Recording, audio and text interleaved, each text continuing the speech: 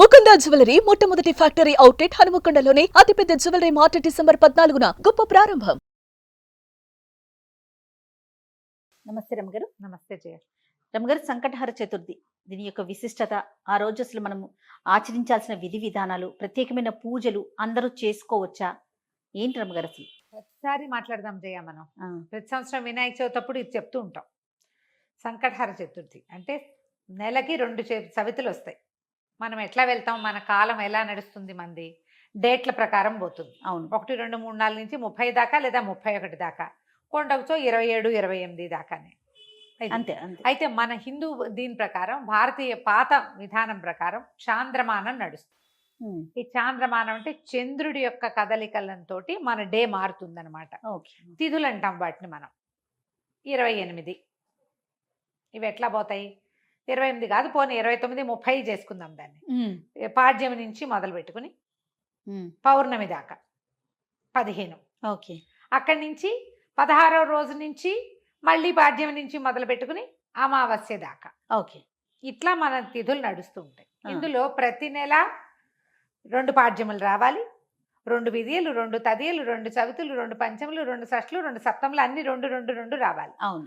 2 రానివి ఏమిటి? ఒకటి పౌర్ణమి, రెండోది అమావాస్య. అవి మాత్రం సింగిల్ డేట్స్. చతుర్దశులు, త్రయోదశులు, దశములు, ఏకాదశులు అన్ని 2 రావాల్సింది. ఏకాదశి నియమం మనకి సాధారణంగా ఉంటుంది. ఎట్లా? శుక్ల ఏకాదశి, బహుళ ఏకాదశి. ఏకాదశి నాడు ఉపవాసం ఉండటం, ద్వాదశి నాడు ద్వాదశ పారణ చేయటం మన తాలూకు హిందూ సంప్రదాయం. అలాగే హిందూ సంప్రదాయం ప్రకారం నెలలో వచ్చే 2 చవితులని మనం వినాయక ఆరాధన చేయవచ్చు. ఓకే. ఈ చవితి ఆరాధన మనం ప్రత్యేకంగా ఎప్పుడు చేస్తాము? వినాయక చవితి చేసుకుంటాం. ఒక శుక్ల చవితి సంవత్సరంలో ఒక్కసారి, వినాయక శుద్ధ చవితి నాడు, అది మన భాద్రపద శుద్ధ చవితి నాడు వినాయక వ్రతకల్పం చేసుకుంటాం. వినాయకుడి పుట్టినరోజని, ఆ రోజునే ఆయనకి గణాధిపత్యం లభించిందని, వాళ్ళు ఆయన్ని పూజిస్తే అన్ని విఘ్నాలు తొలగిపోతాయని గణాధ్యక్షుడని ఆయన్ని కొలుచుకుంటాం.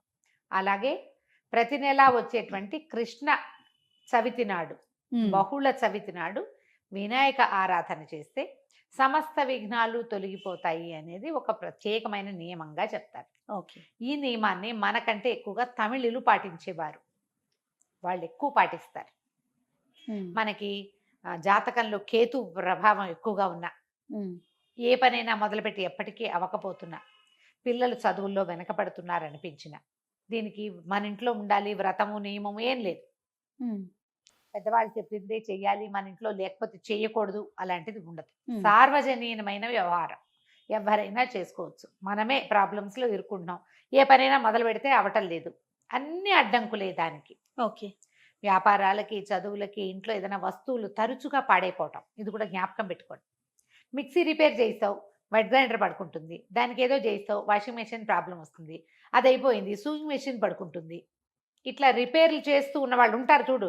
నేను కూడా ఉన్నా ఆ లిస్ట్ లో. అవునండి. నేను ఒకటి రిపేర్ చేస్తే ఇంకోటి వస్తుంది. ఒకటి మొదలు పెడితే పాపం లిస్ట్ వస్తుంది, వస్తూనే ఉంటుంది. మా వాళ్ళ ఇంట్లో ఎక్కిరిస్తున్నారు, ఒకటి రిపేర్ చేయకుండా ఉంచుకుంటే అది ఒకటే ఉంటుంది నీకని.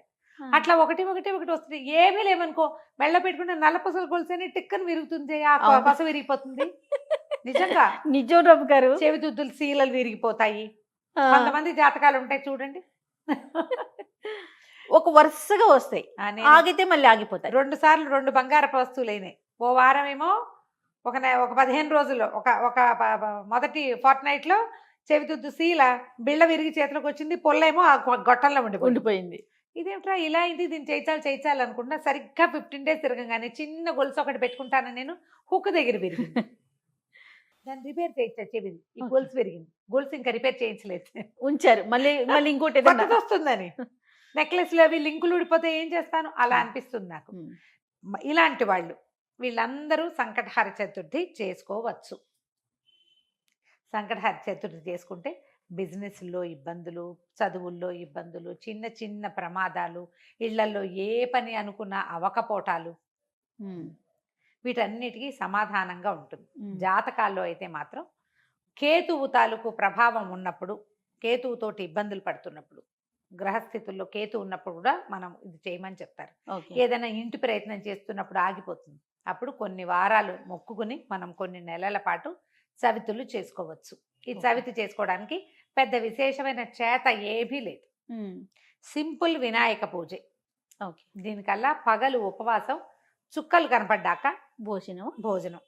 ఆ చుక్కలు కనపడ్డాక ఉండ్రాళ్ళు కుడుములు చేసి బియ్యపు రవ్వతోటి చేస్తాం కదా. అవును. అవో మీ ఇళ్లలో ఎలాంటి అలవాట్లు ఉంటే పాలతాకలే పెడతాం వినాయకుడికి అని మీకు అలవాటు అనుకో, పాలతాకలు పెట్టండి, మన అలవాటు ప్రకారం పెట్టుకోవచ్చు.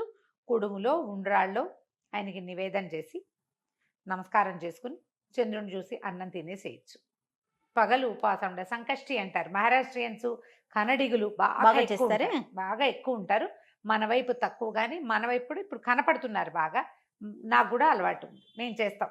అంటే కమ్యూనిటీ వైజ్ గా చేస్తారా రమ్మగారు? అలా అట్లా ఏం ఉందా? ఉండదమ్మా, అలా ఏం ఉండదు. ఎవరైనా ఇది ఓ చేసుకుంటారు. పెద్ద పూజ హడావిడి ఏం లేదు కదా. అది ఏకాదశిలానే, ఏకాదశి లాగానే. కాకపోతే మనం వినాయకుడికి కొలుస్తాం. ఇది ఇప్పుడు. సంకటహార చతుర్థి. మనకి కష్టాలు ఇబ్బందులు ఉన్నప్పుడు రుణ విమోచన గణపతి స్తోత్రం అని ఒక ప్రత్యేక స్తోత్రం ఉంది. ప్రణమ్య శిరసాదేవం గౌరీపుత్రం వినాయకం ఇలా స్టార్ట్ అవుతుంది. ఆ స్తోత్రం చదువుకోవచ్చు. అబ్బే అవేవి రావండి. సుముఖశ్రీగదంతస్య కపిలో గజకర్ణికః మనకు వచ్చు కదా, అంతే. ద్వాదశ నామాలు, అవి చదువుకోండి. వినాయకుడికి కొంచెం గరిక వాకిట్లో ఎక్కడైనా పెరళ్ళల్లో ఉన్న బాల్కనీ కుండీల్లో ఉంటే గరికని పెక్కండా ఉంచుతా నేను. అవి వినాయకుడికి పెట్టుకోవచ్చు అని చెప్పి, అవును, బుధవారం అవును. నాడు పెట్టచ్చులే అని. ఆ 2 గరిక పోచలు వినాయకుడికి సమర్పించడం, ఉండ్రాళ్ళు సమర్పించి నమస్కారం చేసుకోండి. ఇది చాలా మంచిది. మరి పసుపుతోటి వినాయకుడిని చెయ్యాలి అదేదో సిద్ధాంతంగా చెయ్యొద్దమ్మా. ఎంత సింపుల్గా అయినా చేసుకోవచ్చు. సాయంకాలం సమీపంలో ఉన్న ఏ దేవాలయంలోనే గణపతి చతుర్థులు చేస్తారు. అన్ని చోట్ల వినాయక ప్రతిష్ట ఉన్న ప్రతి చోట సంకటహర చతుర్థి పూజ చేస్తారు. వెళ్ళి గుళ్ళో పూజ చేయించుకోండి, హాయిగా ఇంటికి వచ్చి భోజనం చేయండి. అంతే. కుడుములు ఏమైనా ఉండి మీ గుళ్ళో వాళ్ళు ఒప్పుకుంటే, ఆ దేవాలయం పద్ధతిని బట్టి కదా, ఒప్పుకుంటే మీరే కుడుములు తీసుకెళ్ళి స్వామివారికి అక్కడ నివేదన చేసి అందరికీ ప్రసాదం పంచిపెట్టండి.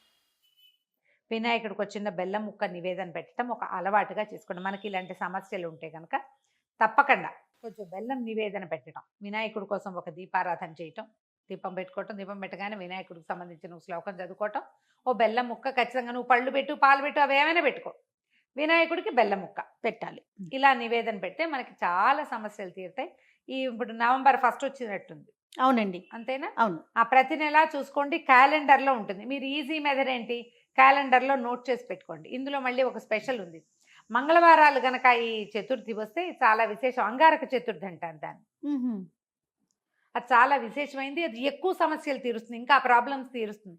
దీనివల్ల బ్రహ్మాండం బద్దలైపోయి వారికి ఏదో వస్తుందని కాదు, కొన్ని జాతకపరమైన సమస్యలు తీరుతాయి.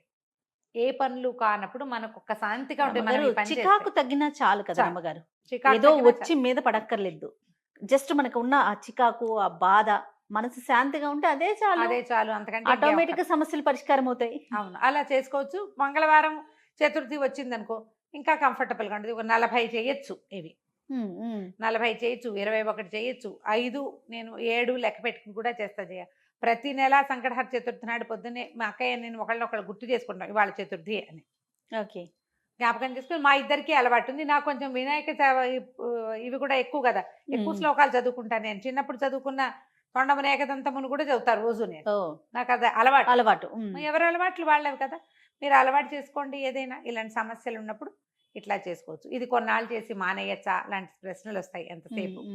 కొన్ని వారాలు నియమంగా పెట్టుకోండి, కొన్ని నెలలు, ప్రతి నెల సంకటహర చతుర్థి చేయాలి. 2 సార్లు సంవత్సరం 2 సార్లు వస్తుంది కదా.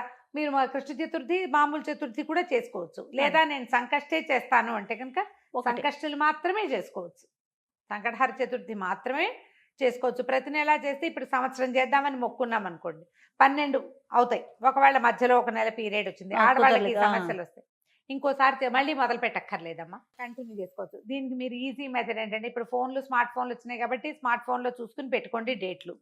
నేనైతే క్యాలెండర్లో రౌండ్ ఆఫ్ చేసి పెట్టుకుంటా ఇవాళ చతుర్థి అని. వాళ్ళు కూడా ఎర్ర వినాయకుడు బొమ్మ వేస్తుంటారు, అక్కడ వినాయకుడు బొమ్మ కనపడుతుంది, టీటీడీ వాళ్ళ దాంట్లో కనిపిస్తూ ఉంటుంది.